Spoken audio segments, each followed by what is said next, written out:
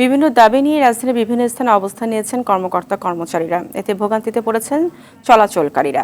শাহবাগ মোড় থেকে যোগ দিচ্ছেন সহকর্মী শরীয়ত। রাজধানীতে চলাচলকারীদের ভোগান্তি কেমন দেখছেন জানাবেন।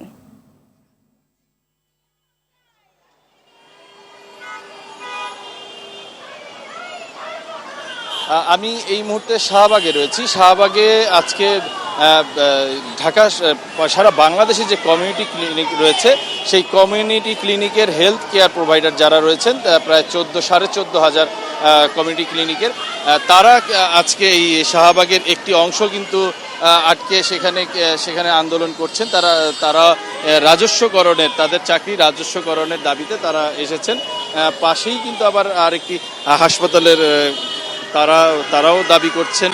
তো আর এর আগে আমরা যেটি দেখেছি যে সচিবালয়ের সামনে বেশ কয়েকটি সংগঠনের সংস্থার তারপর হলো যারা এই পর্যন্ত গত 14 বছরে গুম হয়েছেন তাদের স্বজনরা তাদের ফিরে পেতে সেখানে হাজির হয়েছেন।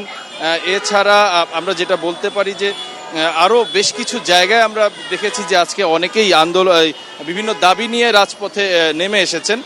তো আমরা সচিবালয়ের সামনে যেটি দেখেছি যে মহিলা ও শিশু বিষয়ক মন্ত্রণালয়ের IGA ও তথ্য আপা প্রকল্পের কর্মচারীরা আজকে নেমে এসেছেন তাদের চাকরি রাজস্বকরণের দাবিতে।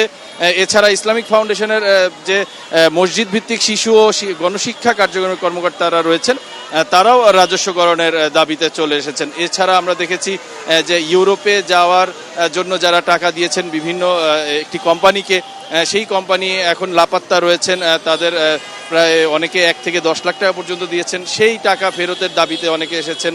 আবার বিডিআর বিদ্রোহের সময় 76 ব্যাচের যারা রয়েছেন তারা এখনো কাজে যোগ দিতে পারেনি, তারাও কিন্তু আজকে সেই তাদের চাকরি ফিরে পাওয়ার দাবিতে এসেছেন। তো আসলে পুরো ঢাকা শহরে কিন্তু বিভিন্ন জায়গায় বিভিন্ন পর্যায় থেকে এই যে দাবিগুলো নিয়ে তারা রাজপথে নেমে এসেছেন তাদের।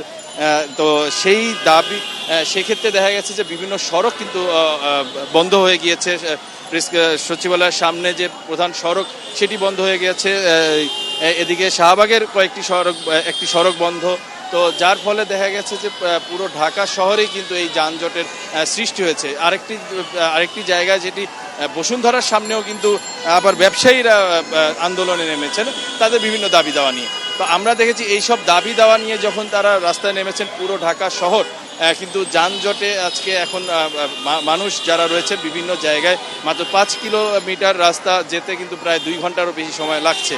তো পুরো ঢাকা শহরই এখন কিন্তু যানজটে কবলিত। আসলে সবাই পুরো গাড়ি ঘোড়া বেশিরভাগ রাস্তায় আমরা দেখেছি একবারে স্তব্ধ হয়ে রয়েছে। তো এই হলো এখনকার আসলে ঢাকা শহরের পরিস্থিতি। শরীয়ত, আপনাকে ধন্যবাদ।